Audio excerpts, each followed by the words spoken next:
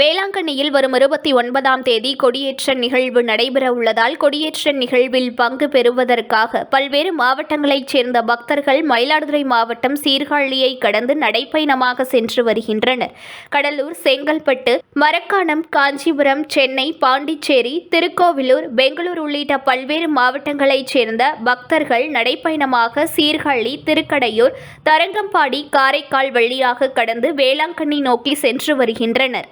இவர்கள் வெயில் நேரங்களில் ஓய்வு எடுத்துக்கொண்டு காலை மற்றும் மாலை நேரங்களில் மாதா பாடலை பாடிக்கொண்டு மாதா பாடல்களை வாகனங்களில் ஒலிக்கவிட்டும் அதிக அளவில் பக்தர்கள் நடந்து செல்கின்றனர். நியூஸ் ஒன் தமிழை லைக் பண்ணுங்க, கமெண்ட் பண்ணுங்க, ஷேர் பண்ணுங்க, மறக்காம சப்ஸ்கிரைப் பண்ணுங்க.